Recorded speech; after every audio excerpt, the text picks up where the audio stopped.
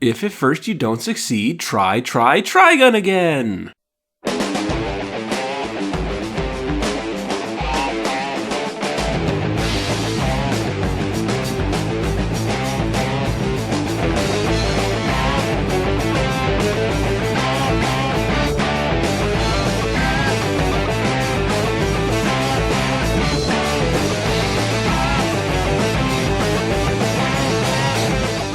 Welcome back to the Trigun manga, the manga that makes you say, well, I've seen the anime, and I'm still having a hard time following what's going on. I mean, let's be upfront here. As a continuation of the first Trigun review I did, a year ago, my thoughts on this volume are largely in line with that one. Yasuhiro Naito's art, especially these early efforts of his, do not prioritize clarity of action.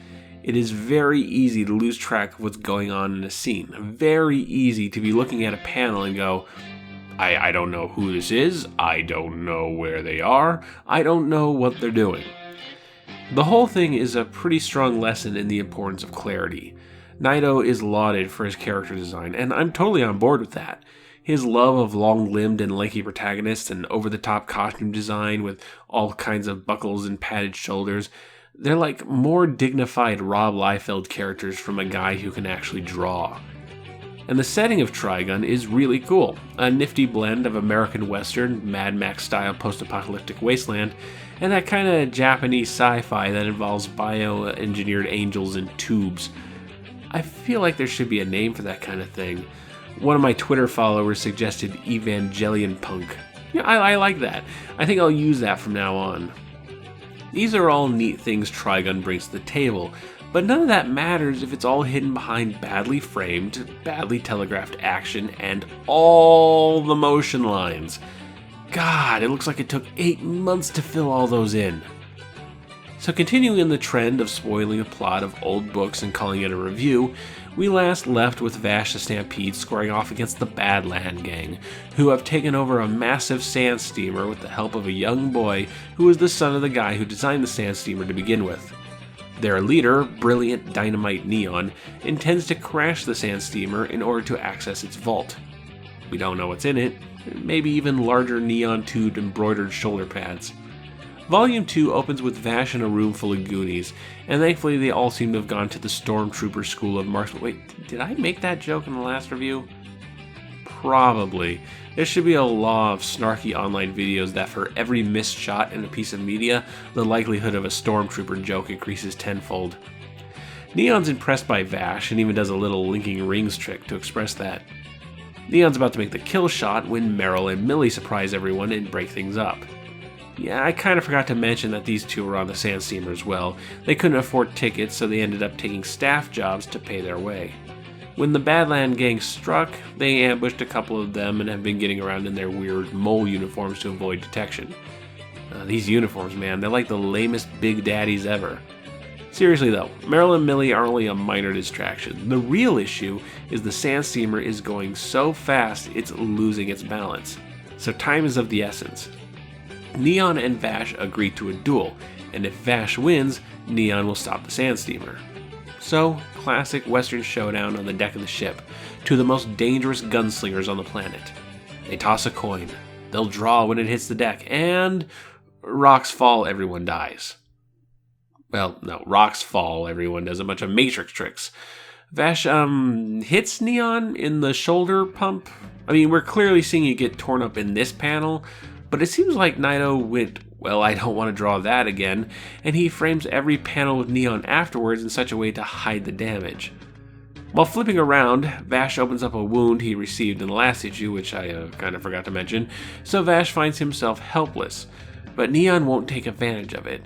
He lost the duel fair and square, and honor among thieves or something. Yeah, we were gonna kill hundreds of people for unspecified loot, but we've got a code, damn it. So we gotta get this thing shut down, but it's received a ton of damage, and even hitting the brakes would blow it up. They have to shut down the boilers and do something about the plant. What's the plant? It's a thing that makes things. Okay, thanks for clearing that up. It seems the sand steamer is outfitted with a piece of centuries-old technology, so old that nobody really knows how it works except that it breaks all the laws of physics. Also, The death of a similar thing that was used by God is the death of all lives that depend on it. Okay, this might just be the translation, but I have no clue what that means, or even who's relaying this information. Which sucks because this is a very important part of the Trigun mythology. What we know is that this old technology seems to have a young woman with wings inside. Much has been made of the Christian theming in Trigun, which exists in a much more tangible way than, say, Neon Genesis Evangelion, and this is when that really starts for this franchise. We have a literal angel performing miracles within a god machine. Vash approaches the plant. He seems fine now, I guess we're just ignoring the hole in his gut, and he tries to calm it down, referring to her as sibling. It's pretty clear that Vash has a very strong connection to this being in the bubble, and, okay, are we going to bring up the little headless babies coming out of her back? You know, if you squint, they kind of look like baked chickens. So while Vash has got the plant calmed down, a bunch of mechanics and the kid rush down to the boiler room, and then things happen. This thing happens, and then this thing. Oh, and that thing too, that also happens. There is no time for establishing things. We don't have time to show where characters are and where they are in relation to each other. These 3 panels would seem to suggest that Meryl and Millie are in the same room with this stuff, but that can't be because this boiler room place is super hot and you need to wear special suits to survive. So if they're not in that room, what are these 2 reacting to? Just general mayhem? So the kid saves the day by reaching a lever that was hard to get to, but even that's not enough to stop this thing in time. It takes Neon crashing his own vehicle into it to stop it short of the cliff, because he lost that duel. Say what you will about bad guys, but they stick to their contracts. So the day is saved. The panels during these final moments of the story are pretty gorgeous. I would much rather see all those lines in these intricate landscapes than those obscuring action moments.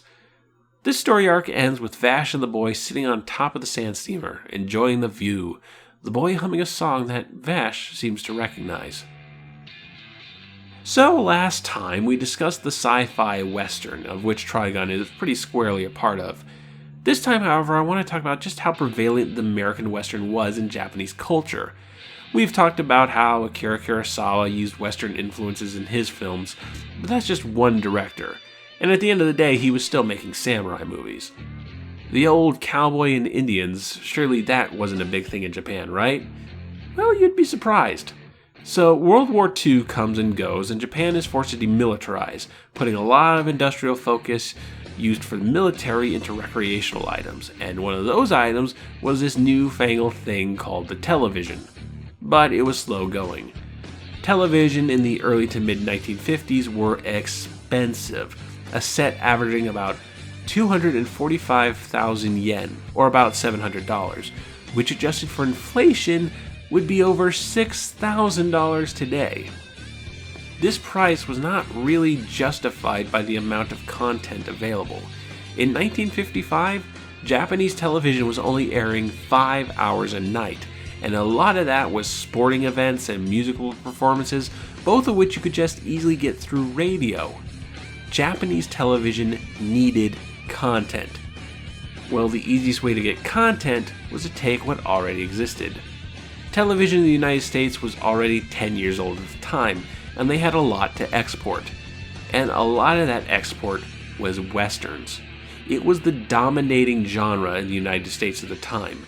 And while they weren't the most successful shows among Japanese audience, that honor goes to George Reeves' Adventures of Superman, which at one point was watched by 74.2% of Japanese's television audience and was a major influence on Japanese's own superhero stories. The television western was nevertheless prevalent for a long time. I mean, just look at all of these shows.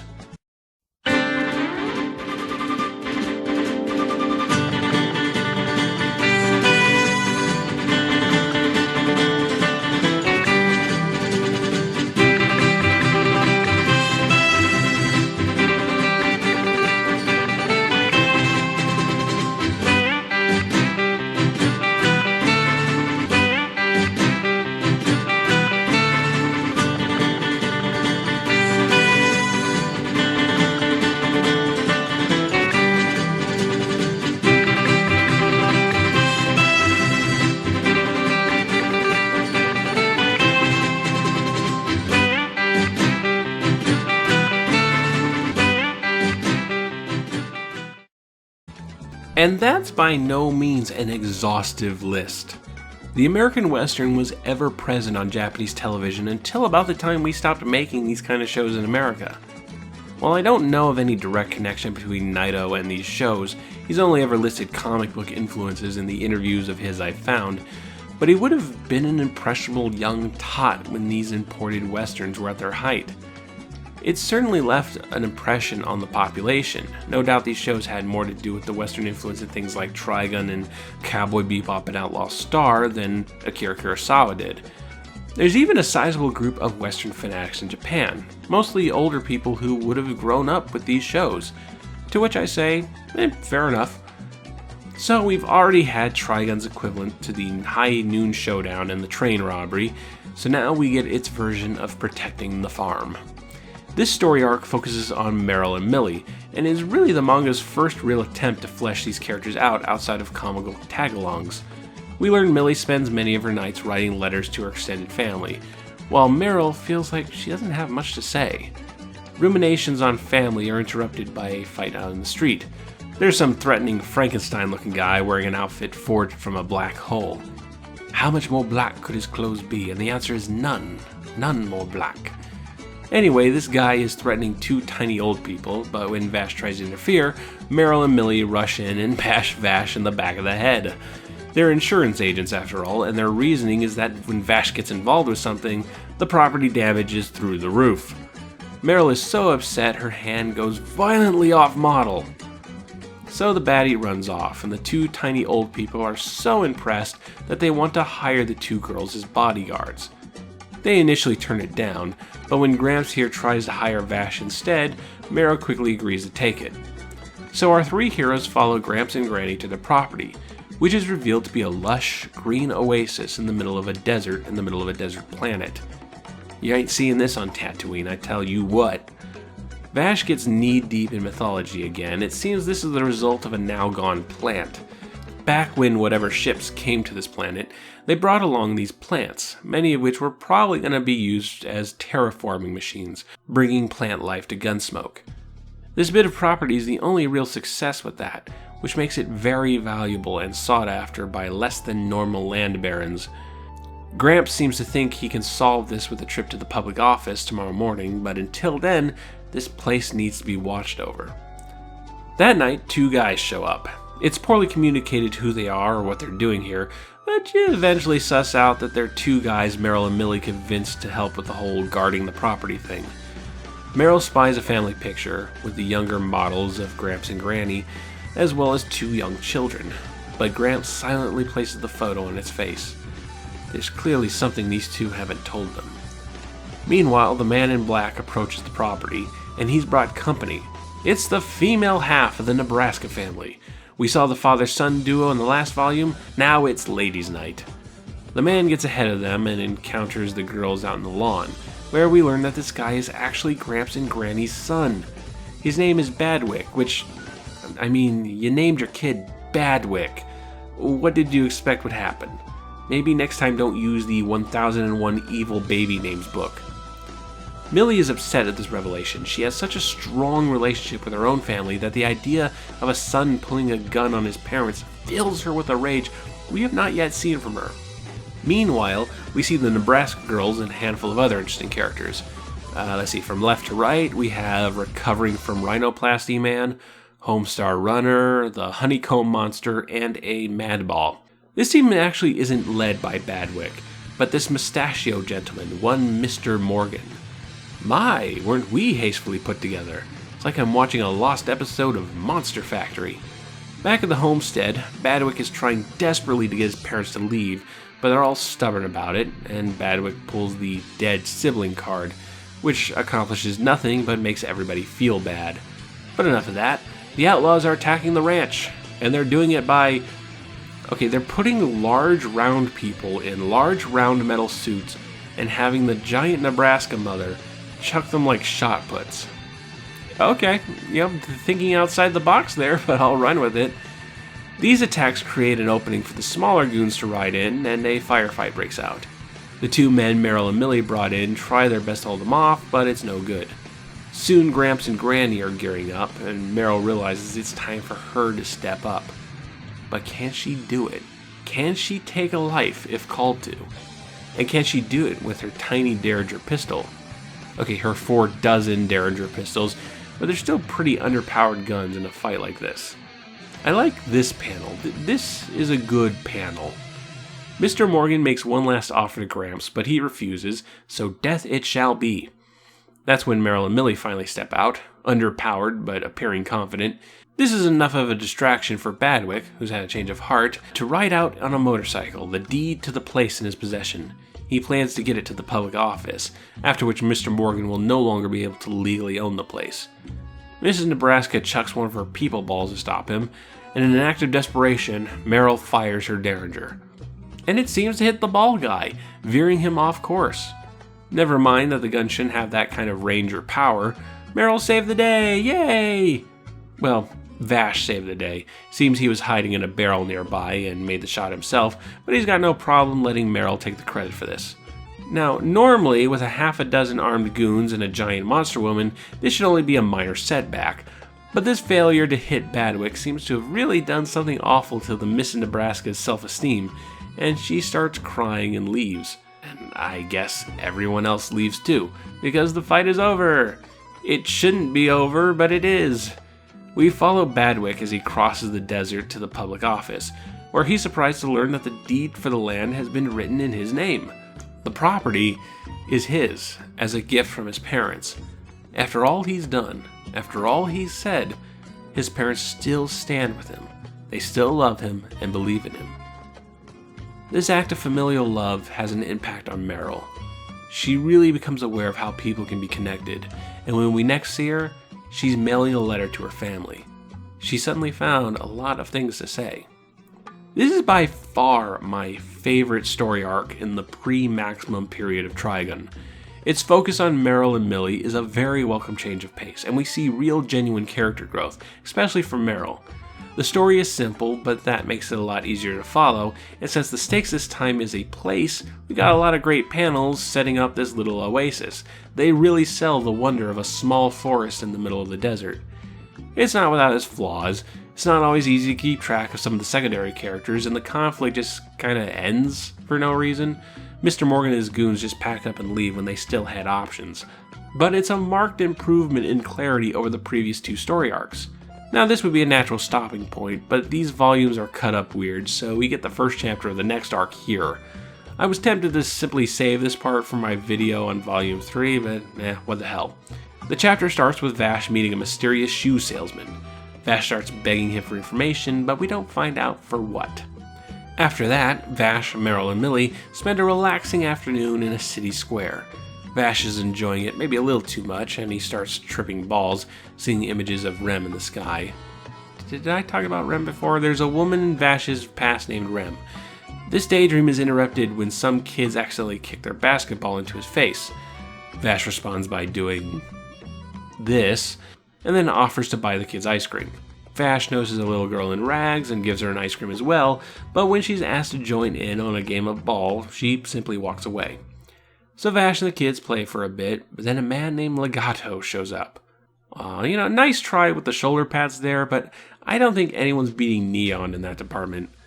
Legato tells Vash that he was sent by someone named Knives, a name Vash recognizes. Knives is the man who killed Rem.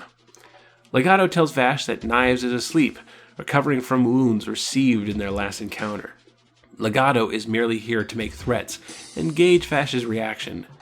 He threatens the girl from earlier, he says he could kill everyone in a 50-meter range in less than a second, and finally informs Ash that 12 assassins will be trailing him, represented here by Legato's birth control packet. Legato leaves, leaving behind a brown paper bag that seems to be leaking something red. And then we learn that the shoe salesman from earlier has been murdered, decapitated. It doesn't take a math genius to put 2 and 2 together. And thus ends Volume 2 of Trigun. While a lot of the problems in Volume 1 do carry over, they are a bit lessened, no doubt by Naito's increasing experience and confidence. The Sand Steamer plot was confusing, but the Oasis plot really seemed to improve just about everything, and this final chapter was a really effective setup for what's to come. Plus the mythology's really starting to come together. While I still stand that the anime is the superior product here, this is when the manga really starts to become worth a look. Will Volume 3 continue this upward climb in quality? We'll find out next time. Hopefully next time will be less than a year from now.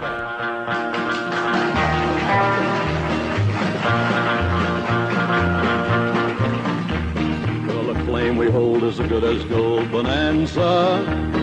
Our birthright, the name card right, the Ponderosa Ranch. Right along, 4 men strong together. We here belong and standing strong. Wrong ain't got a chance.